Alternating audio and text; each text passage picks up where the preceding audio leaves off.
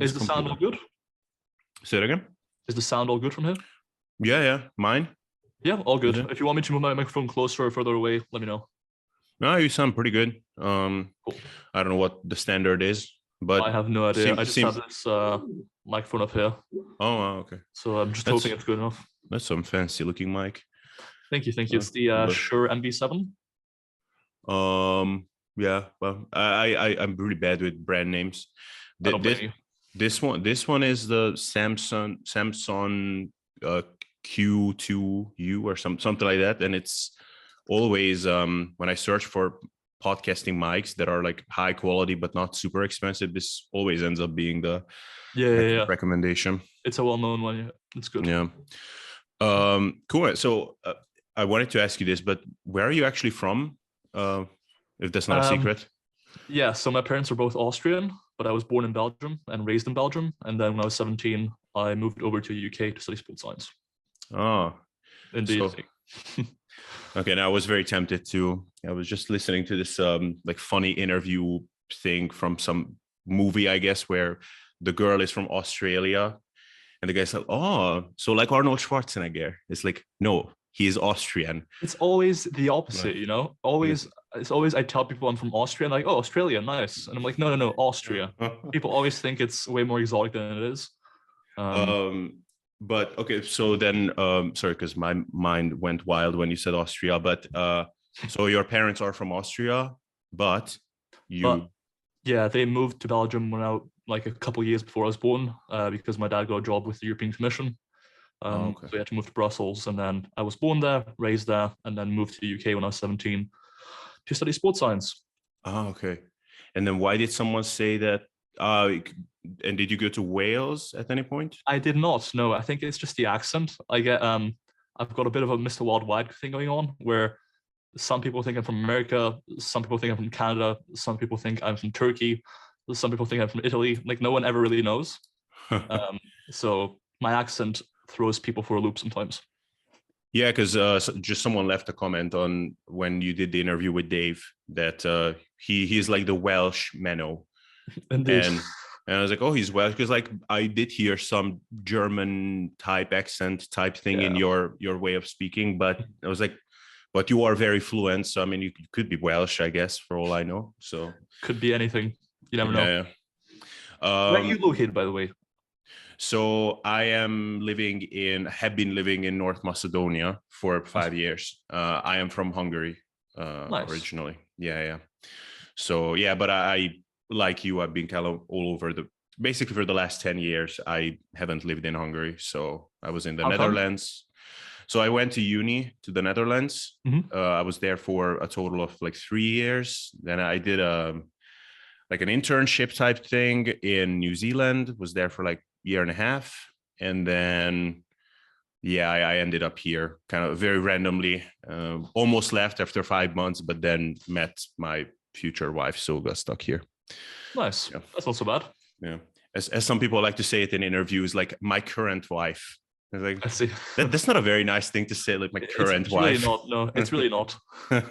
Mike, I don't know what's going to happen next week, but indeed, currently, someone else comes along.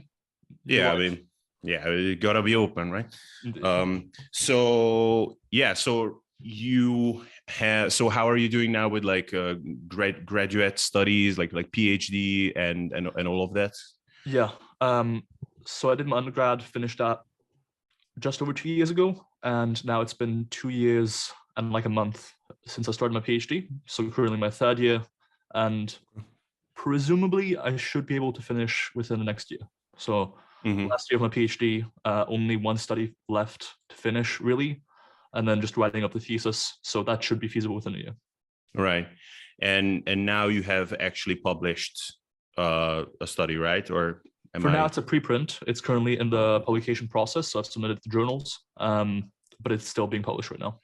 Okay, and this is the one on range of motion, right? Yep. Yeah, and is it like public, like the results and stuff like that already? Yes, yeah. So everything is public. A big thing we try and focus on is sort of open science, which means Pre-printing things. So before it even gets published in a journal, having a preprint out there, because it increases exposure and makes it, like, let's say, for example, you submit a journal article to a journal. It can often take 6 to 12 months to get published, which is quite a long time. Yeah. So pre-printing it ahead of time helps with that. And in addition, we have the analysis script, the data sheet, all the supplementary materials. We have everything openly available, which means theoretically, if someone has some knowledge in R, the software we used, they could literally just download everything, run the analyses, and check whether or not we perform them correctly and whether or not the results we reported are actually the ones that are supposed to be there. So yeah, it's all available online and it's all free as well. So you don't have to have institutional login or use Sci-Hub, what have you. You can just download it yourself. Right. No, that's awesome. And so you are obviously now very much into the range of motion topic.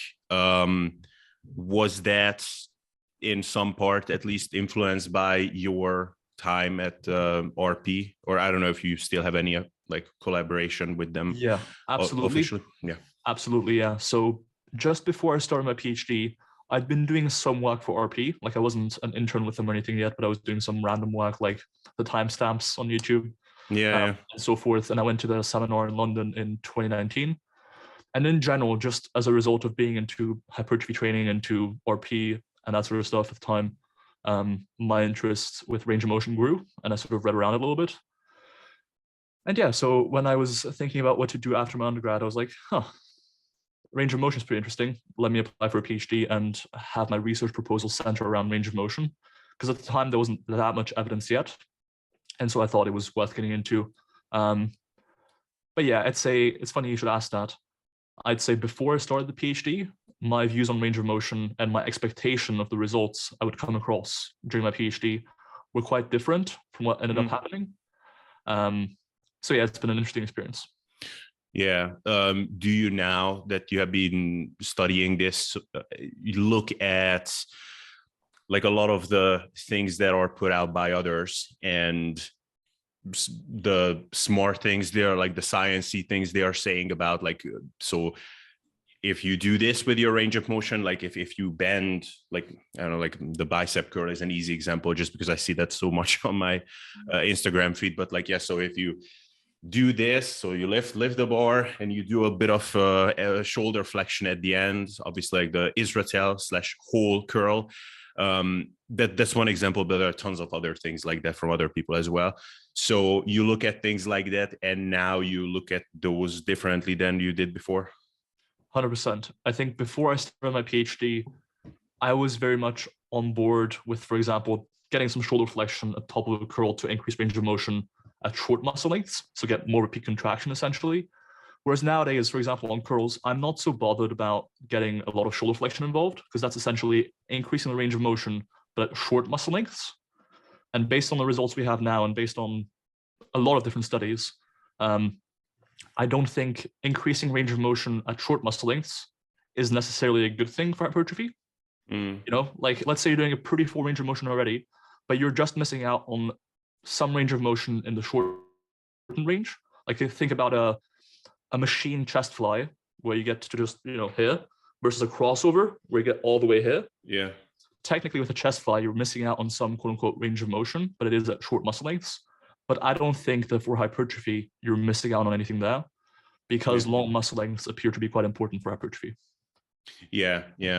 Do you think, like, when you're seeing the discussions about this out there, like, to me, it's always really amazing how quickly something can become a fad, and there are better and worse fads. So like, there are some things that became a fad, but they were still useful on the net balance.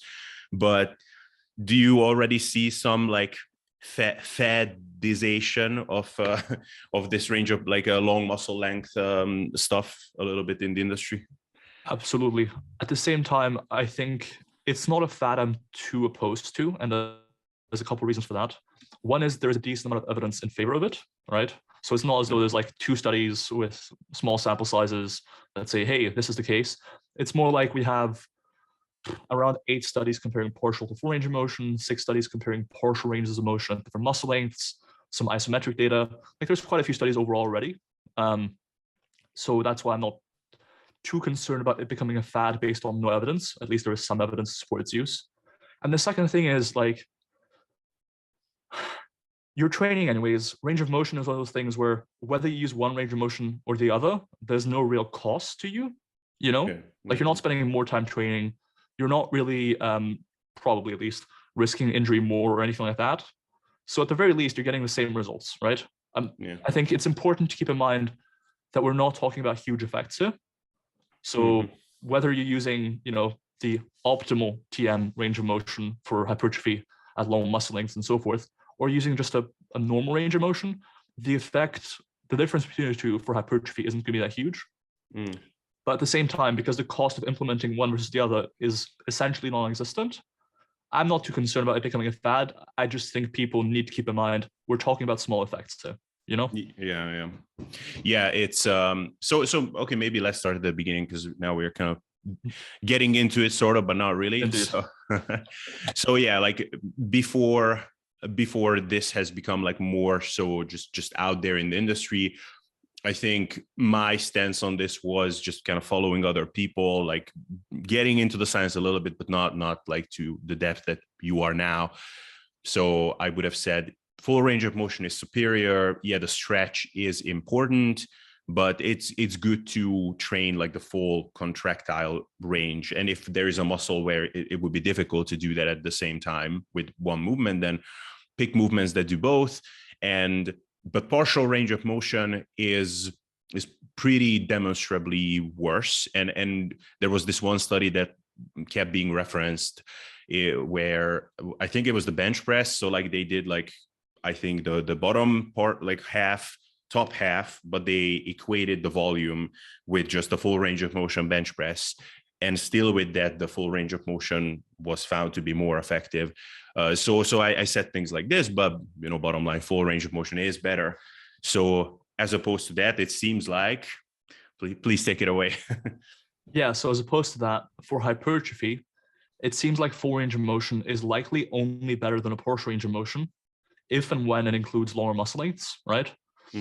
So think about it this way: a full range of motion chest fly is only better than a partial range of motion chest fly if you were missing out on getting a deep stretch on your chest at the bottom, right?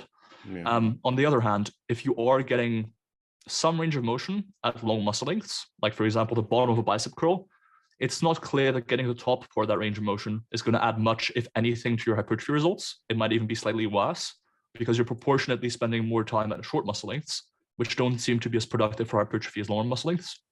Whereas if you, for example, just did partials at lower muscle lengths, you then spend essentially the whole set at those most productive muscle lengths. Make sense? And so nowadays for hypertrophy, I'd say as long as you're including and probably biasing towards lower muscle lengths, so for example, the bottom of a bicep curl, the bottom of a chest fly, the bottom of a squat, as long as you're including those and potentially emphasizing those, I think for hypertrophy, you're doing your best job. For strength, it's a bit more nuanced. Specificity likely is pretty important. So that also applies to performance outcomes generally. So if you want to get better at sprinting, for example, deep squats might not be the best exercise all the time. They might be helpful for getting hypertrophy. As I mentioned, longer muscle length is pretty important for hypertrophy. But for specificity reasons, for performance, you probably do want to train in the range of motion you care about getting stronger, faster, better in. And then for certain sports like powerlifting, for example, where muscle mass probably does play a pretty big role in how strong you get long term, in the off season, you might want to incorporate some lower muscle length work too. Right. So what did I want to say? Yeah, this is why I should take notes while I'm speaking with someone. Now, like four things popped into my head. One is to ask you about like old school, like how they like. It always makes me think whenever I hear something like that. I try to think of how, like, does this help explaining certain things that we are seeing in the real world? And one of my pet peeves, have been for a while now, is that we try to be very sophisticated now with exercise selection and execution and everything. Yet we look at those guys like Arnold and even guys before that. And I mean, we can see that it's not like they were doing any worse than us, at least like drug dosage equated. And I mean, if you look at their movements, a lot of it was actually free weight stuff. And with those ones, maybe like an exception would be curls, but you're hitting the muscles at long muscle lengths for the most part, right? So 100%. Yeah. You have any thoughts on that? Yeah, absolutely do. So I think you very much hit it on the head when you say, oh, sometimes with new evidence, I want to see whether or not that confirms some of the more anecdotal things I've been seeing. And I think it does in this case, in several ways. The way in which it does, the first one, would be when you look at bodybuilders, they often advise a variety of things, right? Like some bodybuilders are about high intensity training versus higher volume training. And the same applies to range of motion. And with range of motion, as I mentioned earlier, the effect size differences we're talking about here are really not that big. Mm-hmm. So the person advocating for partial reps in the shortened position probably still saw pretty good growth. The person advocating for full range of motion or pretty full range of motion or active range of motion probably also saw pretty good growth. Now, does that mean all approaches are equivalent, just as good as the next approach? No. But it does mean that, people got jacked by and large almost irrespective of the range of motion they used, because it plays a relatively small role compared to genetics, PEDs, training as a whole, for example, because range of motion is like very much a sub-variable within the training equation, right? Mm-hmm. Another thing you can say, though, is that generally speaking, it seems like bodybuilders kind of gravitated, at least as a population, I would say, towards the concept of active range of motion, right? Yeah. And that doesn't mean getting the deepest stretch of all time. Like, doesn't mean using a 6-plate deficit on RDLs to get as deep of a stretch as possible. But it does mean generally getting a reasonably good stretch and not spending too much time at lockout, for example. And that very much mirrors what the studies that have been conducted so far did, right? Like, very few of the studies had people trained to extremely long muscle lengths. Most of the time, it was like the deepest squat condition would have been like slightly below parallel, maybe a bit more than that. But most of the time, it was more like, oh, let's have people squat 2 parallel versus squat just a half squat. And generally, at least somewhat longer muscle lengths, not the most maximally long muscle lengths, were beneficial for hypertrophy. And so when you think about what active range of motion is, it is essentially just getting a reasonably long muscle length, right? Like, you didn't really see bodybuilders back in the day go to a 6-plate RDL with a deficit. They mostly just did, RDLs to the floor, but usually went pretty close to the floor and got a decent stretch. And it's possible that with all this longer muscle length training stuff, you don't really need to maximize muscle length. So you don't need to reach for the longest muscle lengths possible, but you do potentially, or at least very probably, want to reach for long enough muscle lengths. Now, if I had to make recommendations, would I say just reach reasonably long muscle lengths, or would I say reach the longest muscle lengths you reasonably can? I would say the latter, and that's just because I think the principle so far of longer muscle lengths are better for hypertrophy has held up very consistently, right? Yeah. And so if I had to make one recommendation that's simple, it's go as deep as you comfortably can, and that's it. Right. So maybe a bit premature to talk about this, but I want to tie it together with something, but I'm assuming that you have experimented with this now quite a lot. And have you, well, like, what have you found with yourself? I can tell you, for example, that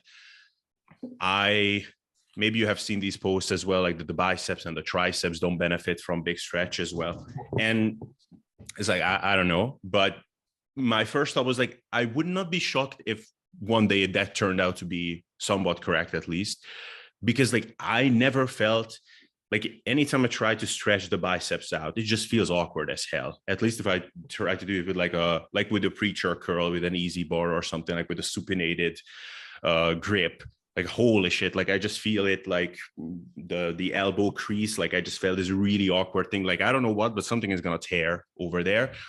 Whereas like if I think of my chest, for example, like a big stretch on the chest is like just so intuitive, so natural, just so right? Like it just feels so appropriate. Like you immediately feel that what is working here and what is being stretched out is exactly what should be stretched out. And so also with the hamstrings, like you do an RDL, like, yes, like that's exactly what I'm supposed to be feeling there. So I was like, I would not be shocked if like the biceps are just really not meant to be trained that way, because it seems like it's just not natural. I don't know. But what have you found? Yeah, 100%. So I think what you're describing mostly comes down to what you've been experiencing so far with most exercises, right? Like think about most bicep training. Most bicep training, at least with free weights, you don't positionally get a deep stretch on your bicep. Like your shoulder is really hyperextended and your elbow fully extended. And that only happens if you're trying to make it that way. For example, a Bayesian curl or like a behind the back cable curl. That's the one exercise where you get both a positional stretch, like as in your biceps is anatomically lengthened, and you also have a decent amount of tension in that position. Whereas when you're doing like standing dumbbell curls, there's essentially no tension. Your bicep don't have to produce much tension to lift the load at the bottom. And it's not that lengthened. It's literally resting muscle length, because that's when you walk around, the quote unquote default position is exactly that position, right? Like you're not walking around like this, you're walking around with your arms straight. So it's not that much of a stretch. Whereas with chest and hamstrings, for example, as you described, most exercises you do for those muscle groups involve a decent stretch. Like a bench press, you do get a decent stretch on your chest. It's not crazy, not like a machine fly, but you do get some stretch. So I think when you're talking about comfort during training a certain muscle group, I think it is probably mostly related to just being used to it. Like when I first started doing easy bar preach curls recently again, and I was doing like partials and length and range, I was like, holy shit, this is a lot of tension at low muscle lengths, So I think that is mostly it. In my own personal training, to be honest, what I've seen generally is that I think certain muscle groups respond slightly better to emphasizing longer muscle lengths than others. So, for example, certain body parts can really only be trained with exercises that are easy at longer muscle lengths and harder at shorter muscle lengths.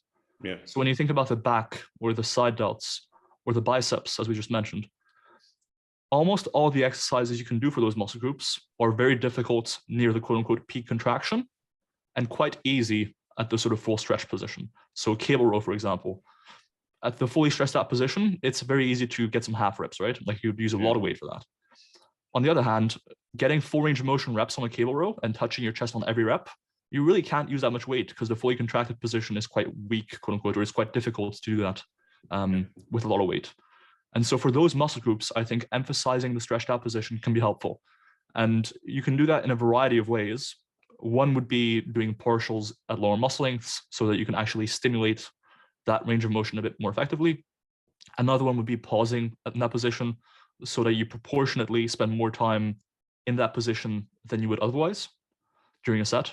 Another one would be certain machines, like for example, prime back rows, prime row machines, I guess, or prime chest presses, where you can preferentially load a certain aspect of the range of motion, whether that's the start of the range of motion or the end, and just making sure that most of the load comes from that lengthened position. And in general, certain exercises you can pick that are better than others. So example, a dumbbell lateral raise, all else being equal, probably worse than a cable lateral raise, because a cable lateral raise allows you to get both a deeper stretch in terms of positioning, right? Like you can actually go further than just the midline or your arm being straight at the bottom. You can go further than that and get more of a stretch. And also there will actually be tension or a reasonable degree of tension at the bottom, which you wouldn't get during a dumbbell lateral raise. And yeah, you could sometimes with logistical constraints, like let's say you're training at home, you don't have cables. You can make up for some of those things by, for example, doing partials at lower muscle lengths with dumbbells, so that you essentially just make up for the easier range of motion, that being the bottom part, by just using more weight to counteract it and thus making it effective. And that can be one way to overcome logistical constraints, like not having certain machines or what have you, when you still want to emphasize lower muscle length, so hypertrophy. Yeah. And you have just because I'm not sure, like I have seen this or I have seen at least like screenshots of this publication, this preprint thing that is already out there, but but please excuse me that I'm forgetting it, but have you already looked at like how different muscles react to this? Or yeah, so we've looked at that in two ways.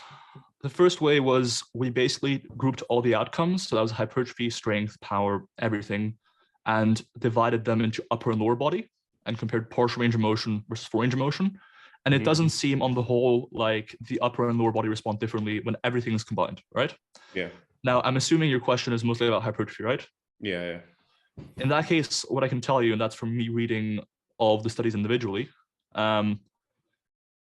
it doesn't seem clear to me that the upper and lower body would necessarily respond differently. So for example, people who've been making claims about the biceps and triceps not responding to stretch mediated hypertrophy, right? Yeah. That is not supported by the most direct evidence we have. So we now have 3 studies comparing the same range of motion, so a partial range of motion, at different muscle lengths. So specifically they were doing, for example, I'm sure you've seen the push down versus overhead extension study. Yeah. There's been 2 of those pretty similar designs. And one with the bicep as well. And long story short, in 2 of those 3 studies, one in the biceps and one in the triceps, they saw better hypertrophy when doing the same range of motion, but at lower muscle lengths. And then one study found no difference, but you got to keep in mind that that is one study out of a lot of studies on muscle length for hypertrophy. So with that many studies in a body of evidence, you would expect some results to be like really positive effects. Like, let's say there's a true effect, it's small, but it's positive. Yeah. Because that's the case, if you don't have a huge sample size for each study, you'd expect to see some studies that have a really large positive effect and some studies that find no difference or even slight negative effects, right? Because there's a normal distribution around the true effect, quote unquote. And generally, with lower sample size especially, you'll find a variety of outcomes across different studies. Yeah. It wouldn't make sense why that would be the case with just like 2 muscle groups, and it's not the case with most of the other ones. Like I said, the only thing that I did think of is like, well, I mean, it just seems like such a pain in the ass to actually train them at long muscle length. Although I will say that oftentimes, and that's kind of an unfortunate thing. Maybe you have some thoughts on that too. Like, something can feel uncomfortable because of like connective tissue reasons, not because the muscle couldn't benefit from it. So I mean, it could be that like a preacher curl with like a fairly flexed shoulder, like close to like horizontal, would be perfect for the biceps. But like it's simply that you're like the elbow tendon, like some tendons of the bicep, like just cannot tolerate it. So I mean, what is it? Is it that the bicep cannot benefit from it, or it's just like, well, it's unfortunate that your connective tissue is not robust enough? 100%. Yeah. And I think that's where a lot of practical application comes in. In practice, you're dealing with individuals, right? Individuals have all sorts of constraints, like injury, like preference, like buy into certain methods. Like I'm sure you've had clients who come for you to coach for coaching. And they have buy-in into certain methods previously. Like, let's say, for example, they were big fans of Dorian Yates, right? Yeah. And even though you might have prescribed them higher set numbers initially, right? You might back off that a little bit to sort of give them time to acclimate, or maybe, work with what you got, right? You don't want to shock them and put them to something else and lose the buy-in that they have into you as a coach. So you gradually move them across as they are more willing and more just more willing to switch methods, I suppose. Yeah. And the same applies to training at lower muscle lengths, especially for certain muscle groups, right? Like I haven't really met anyone who, first time I speak to them, they're like, yeah, I train my side delts at super long muscle lengths because it's important for hypertrophy. No, I have to sort of like sell them the idea over time. Like initially I'm like, okay, let's do this on quads and hamstrings, which they're probably used to.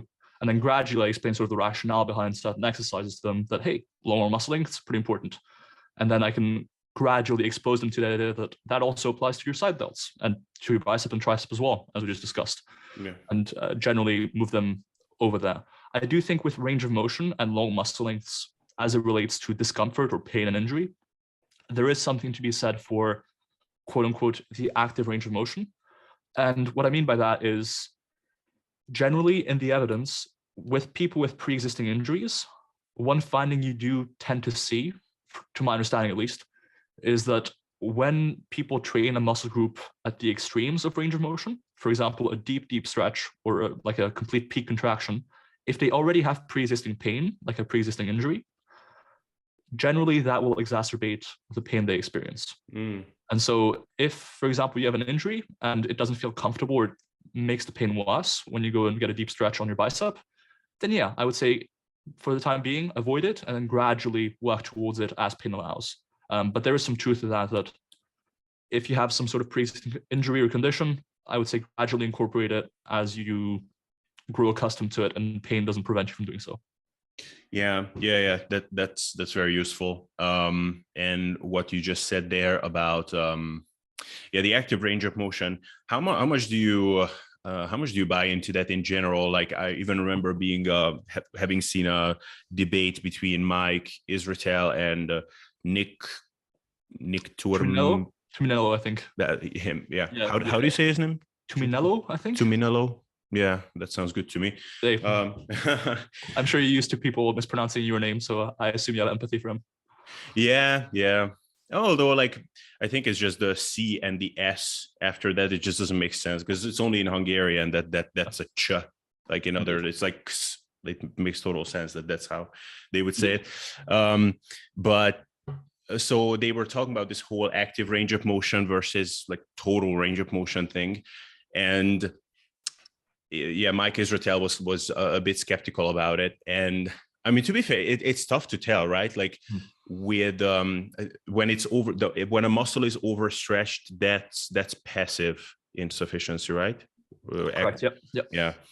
So with the other one, so active insufficiency, where it's overly shortened, that's a bit more easy to tell, right? Because it cramps up. Right? So sure. Try sitting on your heels with a completely straight torso. Like you will feel your hamstring cramping up like crazy. Whereas like overstretching it, you don't really feel the point at which it's overstretched. So like it could be that, okay, so like if I bend my arm, my tricep is now lengthened. If I raise my arm, it's also lengthened. So it could be that at this point it's overstretched. Sure. But I don't feel the difference. Like I feel zero difference in my tricep. Absolutely. So like, what are your thoughts on this whole? I've got several thoughts here. The first one is regarding the direct evidence we have here. So there's 2 studies comparing regular training with regular machines, right? Like think about the machines you have at your gym. They're not particularly designed to match the strength curve, or aka how much tension you can produce at different muscle lengths, to the resistance curve, versus 2 programs using the same sets, reps, etc., but using machines that were designed to match those curves together. So presumably, if, for example, you weren't able to produce much tension at low muscle lengths, you would then be able to. Long story short, in neither of those 2 studies did they find better hypertrophy in the group using those specially engineered or designed machines. So at the very least, the notion that you always need to perfectly match the strength curve of the individual to the difficulty or resistance curve of a machine or an exercise, probably not true, right? You have some wiggle room. With regards to getting into passive insufficiency and getting to such long muscle lengths that your muscle is no longer able to produce much tension and thus making the exercise worse as a whole, there's a few things here. Generally, first of all, I don't think that'll almost ever happen with a person. Like mobility, I think, is much more of a bottleneck on range of motion and on the ability of a muscle to produce tension before passive insufficiency ever becomes an issue, really. Another thing you have to keep in mind is if you were really getting into passive insufficiency, you would usually be able to tell quite clearly, right? Like the load you would have to use would drop off substantially. Because if you're getting to super, super long muscle lengths to the point where your muscle is no longer able to produce a lot of force, that would then, by extension, mean that A, you would use a lot less weight as a result, because you just can't lift the same weight anymore because you're not as strong in that position. And that would then become more of a bottleneck to completing the repetition, right? Like you would gradually fail reps more and more here instead of like up here. Make sense? Yeah. And secondly, you would notice a big drop off in weight, basically. And generally speaking, with clients, I've never really, and with myself as well, within the constraints of mobility, I've never really noticed someone who had a huge drop off in weight used with a pretty long range of motion up to like, squat depth of this much versus squat depth of this much. Usually it's pretty proportional to the amount of range of motion being added. With the exception being if someone's, for example, never squatted ass to grass. Yeah, in that case, it might just be a specificity of range of motion for strength thing, more so than your quads are now so lengthened that you're in passive insufficiency and unable to produce more tension to lift the weight. So I think generally it honestly doesn't really happen, practically speaking.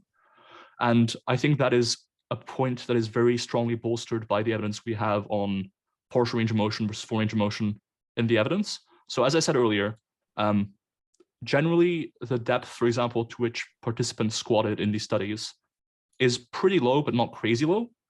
Like, for example, below parallel, but not like ass to ass like crazy.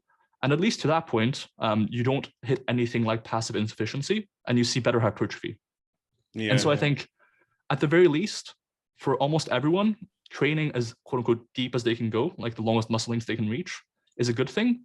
And for some freaky individuals out there, that might mean they actually reach passive insufficiency. But I'm be honest, I've never seen someone reach that point. But if they did, you would very clearly be able to tell by the weight they would be lifting. And in general, because the evidence as a whole just really supports longer muscle lengths, it's kind of like it's a theoretical concern that I don't see popping up basically almost ever in the real world.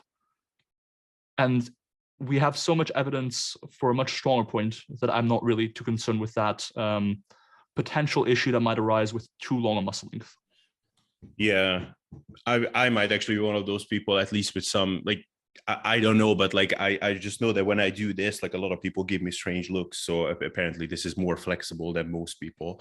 So it could be that with some joints, at least, I could be. But to be honest, the only example I can think of is actually the stiff-legged deadlift with a completely straight knee. Like on that one, I don't know, like there's just something very awkward about that feeling, that especially like it's actually similar to the bicep, like kind of the back of the knee, but I would not be surprised if the hamstring was actually slightly overstretched. But yeah, I don't know. It's it indeed is probably not going to be the main bottleneck for a lot of people, because if they simply don't allow their lower back to round, I would guess that most people would stop before that point. Exactly, absolutely. And I think even with the RDL, I mean, most people like myself, RDL with slightly bent knee, which I'm not sure makes much sense necessarily. It's just like a thing I got used to. But I haven't really seen many people be able to RDL way less with like slightly more extended knees versus slightly more bent knees. But it's a possibility. And I do think that hamstrings are potentially one of the muscle groups where I can see that happening a bit more, practically speaking. Whereas like for biceps, triceps, chest, I haven't really ever met anyone who had a similar concern or a similar issue where they just get so deep of a stretch that the weight they use is meaningfully lower. Yeah. So when it comes to this whole concept in general, does a part of you think like, man, like it's very interesting, but surely it must be wrong, at least in some sense, that like the whole contracted like range of an exercise or a muscle is just kind of like almost useless. Like it's not useless because, again, like you said it, like you could just train that part and you would get some growth. But like it would just make so much sense. Like, yeah, with a bicep, like surely, like you look at Arnold's arm when he's like contracting all the way here, like some big things are happening there in that bicep. Like you can see it. Like surely it's not by accident. Like you need to train that as well. Like, do you have that to some extent? Yeah. So there is some evidence, or at least a rationale for why a full range of motion, or at least including some shorter muscle length work in your program, makes sense. And that mostly boils down to regional activation and hypertrophy. So one of the big rationales for why people used to tout, and probably still do tout, for full range of motion is regional activation, which means both between muscle groups. Like, for example, the bottom of a row might target different muscle groups in your back than the top of a row, right? But also within muscle groups, like, for example, the bottom of a row might target and stimulate hypertrophy in slightly different areas or fibers of your rhomboids than the top of a row. And so if you want to get even hypertrophy across the whole muscle, and usually that also means if you get even hypertrophy instead of just hypertrophy in one area, greater hypertrophy as a whole, right? Yeah. Then you would want to use a full range of motion, or at least train the rhomboids at a variety of muscle lengths in your training program as a whole. Mm-hmm. And that's honestly, intuitively makes a ton of sense, right? Yeah. The issue with that, and so we are currently writing a Strong by Science article on range of motion, muscle length, and everything. It's pretty much finished now, and it's going to be published on the 1st of November. Cool. But in that article, we go into a ton of depth about basically everything, and Greg Knuckles put a lot of good stuff into this as well. One of the things we looked at, and I also looked at as part of my meta-analysis, was looking at each study individually as far as regional hypertrophy went. So not all studies look at regional hypertrophy, right? Like a lot of studies just look at whole muscle hypertrophy as a whole, right? Like they don't look at different sites. Yeah. But some studies using, for example, the ultrasound, which I'm currently using for my PhD as well, do separate between different sites of a muscle, so different areas. Usually with differentiations made between more proximal areas, so closer to the origin point of the muscle, and that's generally closer to the midpoint of the body. So for example, for the calves, that would be the knee is the origin point. And then more distal points would be closer to the insertion point, like for example, the ankle for the calf. And generally, when you look at regional hypertrophy, when training at shorter muscle lengths versus longer muscle lengths and so forth, what you see is that short muscle length training does pretty well at stimulating proximal areas of a muscle group. So for example, for the calf, that would be closer to the knee. But it doesn't do as well as longer muscle length work for more distal areas, like for example, closer to the ankle for the calves. Mm-hmm. On the other hand, it seems like both full range of motion and long muscle length partials do a pretty good job of stimulating hypertrophy all across the muscle group. So both at proximal areas and also more distal areas. So it's possible that the difference in overall hypertrophy we see between short muscle length work and long muscle length work stems from the difference in hypertrophy at distal sites. So there's the same hypertrophy at more proximal sites, like closer to the knee for the calves. But when you're doing shorter muscle length work, you just don't get as much hypertrophy at near the ankle as you would if you did longer muscle length work. And that might help explain the difference in overall hypertrophy between shorter muscle length work and longer muscle length work. Okay. So then in the case of the biceps, for example, if someone is doing like concentration curls only, like basically no stretch at the bottom, then they would get more growth like here. No. So shoulder. So shoulder is the origin point, or close to the shoulder, and then less growth in the elbow. Oh, okay. Then yeah. Sorry, I was like okay. So calves, ankles. Yeah. Indeed. Yeah. A lot of words. Yeah, I was trying to convert. Like there should be a converter, like an online calculator. Yeah, calculator. Yeah. Yeah. You know you're a nerd if you laugh at this. Indeed. So what was I gonna say? Yeah. Do you think like I'm sure you have thought about it, like if we actually implemented this from now on, and a lot more of us, which we probably will, is this going to change some of the general recommendations for like training volume and things like that? Yeah. So there is one possibility, and that is that longer muscle length training is generally more fatiguing by some amount than shorter muscle length training. And so all else being equal, if you start emphasizing longer muscle length training more, whether that be by pausing at the fully stretched position or by incorporating some long muscle length partials, or any other way to emphasize longer muscle lengths, that your overall training volume might need to decrease slightly. My hunch is that overall, the gain in stimulus you see by training at lower muscle lengths is still worth it compared to how much fatigue you gain. Like you proportionally gain more stimulus compared to the fatigue you accrue as a trade-off. Yeah. But it is possible that overall your training volume might have to decrease. And yeah, I think that is a possibility. Like it's a possibility that longer muscle length work is more fatiguing. Part of me thinks that in the research we have, it is mostly as a consequence of novelty. So generally, when you first incorporate a new training method or a new training stimulus in general, you will see greater muscle damage and soreness following that incorporation of something new. But then as you repeat that stimulus over time, the response you see decreases. So first time you train legs, for example, in your life, you're going to get sore, whatever you do, you know? Yeah. But then the second time you do the exact same session, for example, you'll get meaningfully less sore until maybe 10, 15 sessions in. You may not even get sore at all anymore. And so I think part of the increased fatigue following longer muscle length work compared to shorter muscle length work is a result of novelty. And I'm not super sure whether or not lower muscle length work is inherently more fatiguing if novelty were accounted for, if that makes sense. Yeah. And of course, probably I'm not the only person who had this thought of, I mean, even with Dave McConey, you talked about calves, right? Like, again, trying to explain what happens in real life with anything new that we learn. It's always interesting. And yeah, so like if you think about the stubborn muscle groups, the calves are definitely one, but that's kind of a unique one again, because like we are always using it, and like there's some stretch on those calves and contraction as well as we are walking. But side delts, for example, or like that one is like, even if you do the most hardcore, like behind the back cable lateral raise or something, it's still not going to be anything close to like a big pec stretch, right?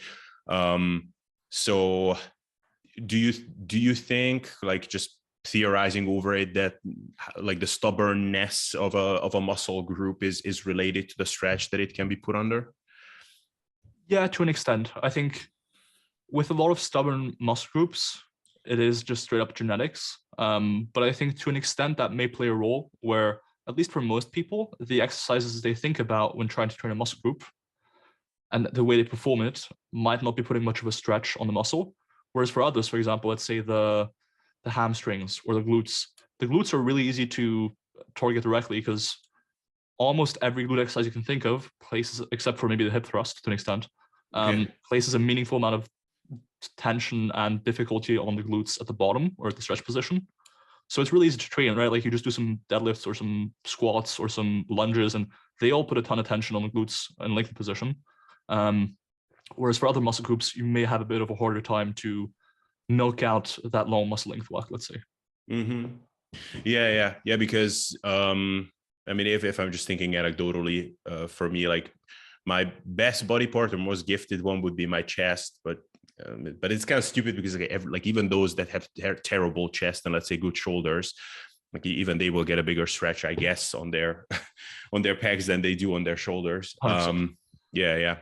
But the only, I mean, if we're talking about muscle groups, the only exception I can think of to a lot of these, basically a lot of the examples that we brought up here, like chest, yes, like that can be stretched out really nicely. Biceps, kind of awkward. And some muscle groups are just hard to stretch out. The back in general, it's kind of an odd one for me, because if you're creative with your training and like you do some of these like sophisticated pull down variations and everything, it can actually be put into some really nicely lengthened positions. But I mean, not that many people have done that historically. Like, yeah, Dorian did pullovers, and he even did some like narrow like pull downs with the chest support, which I don't even know where the hell did he get that machine back then. But and I still don't have one in my gym. God damn it, it's crazy. And then so basically like, they do dumbbell rows and wide pull downs. Like that's what like tons and tons of bodybuilders did, and the back is not exactly like a historically stubborn muscle group for most lifters, so it's kind of a weird one, isn't it? Yeah, I agree. I would say this kind of, and I would take this with a huge grain of salt, but this kind of adds credibility to the idea that you might not need to train at the very longest muscle length possible. A long enough muscle length might do the trick, and you might not need to, for example, as I mentioned earlier, there isn't a ton of evidence, or actually really any evidence, in support of matching strength curve to resistance curve. And likewise, there might not be a ton of support for the idea that you need to make the lengthened position the hardest position. So it might just be that making it reasonably hard, or at least having a decent amount of tension, that is sufficient. So during back training, for example, yeah, sure, the lengthened position is pretty much never where you're going to fail a full range of motion rep. Yeah, there might just be enough tension for you to get pretty good results out of most back exercises, just as they are, right? Yeah. Now, when I want to make recommendations to people, does that mean I just say, just do whatever in the gym, half reps, full reps, exercises, doesn't matter. Just go into the gym, spend 2 hours, however you want in there, and things will work out for you. The universe has a plan, you know? No, I just say, look, emphasize lower muscle lengths, find exercises that give you a good stretch on the muscle group, ideally with a good amount of difficulty and or tension in that lengthened position, and you're doing your best job, right? And the reason I make these recommendations instead of just taking the sort of nihilist approach of these effect sizes are small anyways. Very few things matter in the grand scheme of things with lifting weights besides showing up consistently and having most things roughly in place. The reason I'm not taking that nihilist perspective or that sort of it's a small effect size perspective is because, again, little to no implementation cost of one strategy versus the next. So that's why I recommend that. Yeah, definitely. So now with everything that we like the info that you gathered, do you have a preferred way of implementing it? So like, like the reverse drop sets or partials, just altering the technique? Like, how do you like to go about it? Yeah, so I have a variety of tools, and generally I'll recommend a few specifically. And then if you want to experiment further, you can incorporate a few more tools that I'll talk about at the end. Mm-hmm. The first few tools I would recommend for most people seeking to optimize hypertrophy. So first things first, you can get really good hypertrophy with just a full range of motion or reasonably long range of motion, or even probably not quite as good, but decent hypertrophy from short muscle length partials. But if you want to maximize hypertrophy, or you just want to use the best strategy, given that there's no cost of implementation, here's what I would do. First thing I'd do would be to pause at the fully lengthened position in most exercises where there's at least some tension on that muscle group in that exercise. For example, pausing at the bottom of a dumbbell lateral raise, probably not super important because there's no tension anyways. However, on exercises like the bench, right, or the squat, where you do get quite a bit of tension on your quads or chest, other way around, respectively, it does make sense to pause there, to spend proportionally more time in the lengthened position in those exercises. Mm-hmm. That's tool number one. Tool number two is potentially incorporating some stretched supersets or reverse drop sets or whatever we want to call them. A lot of cool names, but the idea stays the same pretty much. The idea with a stretched superset is to take a set with full range of motion somewhere close to failure, if not to failure. And then instead of just resting and waiting until your next set, continue the set, but this time only doing the first half or so of the concentric part of the range of motion. So the first half of the concentric, so that's usually like the first half of the lifting phase, do that portion until, again, you reach a similar proximity to failure, or again, to failure. And that way, even with exercises like dumbbell lateral raises are a great example, where you don't really have a ton of tension in a lengthened position, and so it might not be the best exercise as a whole. By using this technique, you might get more of the benefit of longer muscle lengths, because it essentially allows you to bias the longer muscle lengths, even with an exercise that doesn't usually place much tension or make that part of the range of motion very difficult. So that's tool number two. And I would predominantly use this technique for muscle groups like the side delts, the back, the biceps, maybe the calves and forearms and abs, for example, as well, to a lesser extent. But then for muscle groups like the chest, triceps, quads, and hamstrings and glutes, you probably don't need to incorporate it, but I wouldn't say you're losing out on anything if you are incorporating it for that as well. Cool. Yeah. That's tool number two. Tool number three is mostly regarding exercise selection. Generally, you want to pick exercises that emphasize the lengthened part of the range of motion over ones that emphasize the shortened part of the range of motion.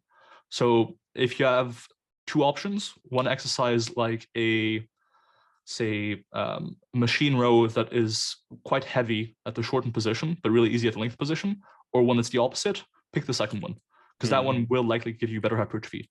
And that applies to both which parts of the range of motion are difficult with a certain exercise, and also which range of motion it incorporates. So certain exercises are inherently more shortened, like, for example, a spider curl has your shoulder flexed, and so has your bicep a bit more shortened than, for example, an incline curl would, right? In both exercises, there's not a ton of tension, if any, at the very bottom of the exercise on the bicep, but one exercise does place the biceps in a more lengthened position compared to the other. So in this case, the incline curl would be a better option than the spider curl, all else being equal. And I think generally the split between sort of quote unquote lengthened emphasis exercises and shortened emphasis exercises, or just general exercises within your program, should be somewhere between sort of 60-40 in favor of lengthened biased exercises to maybe all the way to 80-20 or something, sort of that proportion that I'm talking about. I think you can even take it further than this. And here's the additional tools that you could use to do so. The first one would be just shifting the bias from maybe say 60-40 to like 90-10 or something, or even 100-0. And that's if you basically buy into the research so far on regional hypertrophy, and that there's essentially no real benefit to regional hypertrophy from short muscle length work, in which case you could technically just get away with avoiding it altogether and just doing long muscle length work, because it affords you more hypertrophy as a whole and provides you with uniform hypertrophy across each muscle group. So you don't need to train a muscle group at short muscle lengths to get good hypertrophy all across that muscle group. That's one option.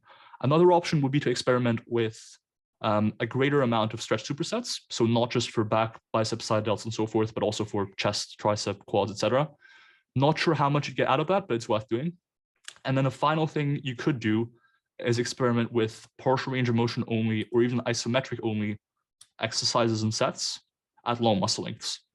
So for example, what you could do is grab a cable and just do partials in the lengthen range on lateral raises, right? Mm-hmm. So essentially there you're doing a set with only partial range of motion reps in a length position. Or you could do a wall sit where you're sitting in the ass to your ass position and just getting a lot of tension for like 30, 60 seconds, what have you, at long muscle lengths. So those are the three tools that I would potentially incorporate if you're willing to experiment a bit further and you trust the research quite a bit as it stands. Yeah. I mean, that was. I'm gonna clip this and I'm gonna sell this as like a mini DVD or something. Do it. Let's make some money.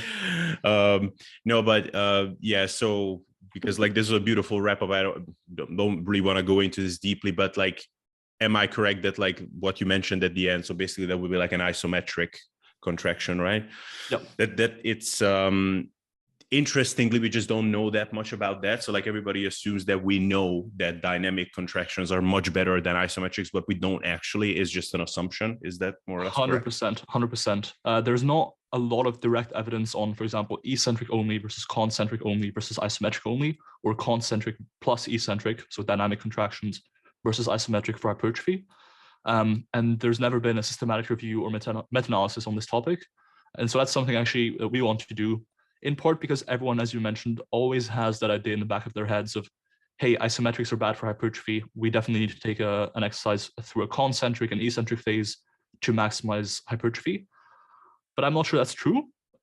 As appealing as it is, if you just train one muscle length, there's all these issues. As appealing as that is, I'm not sure it's true. And so I'd love to have a review and a meta-analysis. And that's something we're working on in quotation marks, because it's going to take a while to get there with me balancing PhD training, coaching, super secret third work thing. So it's going to take a while, but we'll get there. And I think once we have that evidence, it'll help inform a lot of training decisions. Because I think so far people have, broadly speaking, stayed away from isometric training because of the sort of meme, and I don't mean meme in the funny way, I mean meme in the sense that it's at the back of everyone's heads. Yeah. That isometrics are worse, but if they aren't, that could open up the door for a lot of other exercises we haven't considered, like bed hangs, for example, for lat hypertrophy, or wall sits for quad hypertrophy, and so forth. Yeah. No, yeah, it's super awesome that you're doing all of this work. Like, and yeah, a client of mine just sent me a voice note the other day saying like, yeah, I listened to this interview with Milo on Dave's channel. Like, yeah, like this guy's definitely going to blow up very soon. Like, I'm very excited about everything that you're gonna do. I'm like, damn, I am too. I just thought I would let you know, like you're having more and more followers even without you knowing it. So I appreciate that, man. I'm glad I'm able to add to a body of evidence that I care about, because I started lifting 8 years ago. I like lifting weights. I like helping other people lift weights. And B, just it's fun in itself, like it's fun talking about the research. It's fun doing the research. I'm glad I got into this industry, and I'm happy to be able to help people with it. Yeah. No, it's awesomeness. Milo, so yeah, we basically got to right about an hour. So I think we can wrap up here. So I'm really grateful for everything that you shared here. And please just let people know where they can find you, everything that you'd like to plug, mention. Sure. My favorite part of every podcast is where I get to advertise myself. Very cool. You learned it from Mike Israel, I'm sure. Like indeed. Those folks. Indeed. You can find me on Instagram at Wolf Coach. So that's my last name, Wolf and Coach. You can find my website at wolfcoaching.net for coaching stuff and related stuff. Or you can apply for coaching with Strong by Science, who I'm currently also coaching for, at strongbyscience.com/coaching. Finally, I have a podcast as well called Muscle and Feels. So if you search on YouTube Muscle and Feels or go into my Instagram account and look at the bios link, you'll find that as well. And finally, if you're more interested in research related stuff, you can find my profile on ResearchGate. So ResearchGate Milo Wolf, and you can find the preprint there. You can find previous projects, like for example, looking at how accurate people are at gauging reps in reserve, and some other cool projects that I've helped out on. And you can find all of that on ResearchGate on my profile, Milo Wolf. Awesome. Milo, thanks a lot for being on. It was a pleasure. Thank you for having me. It's an honor. Awesome. I'll stop this.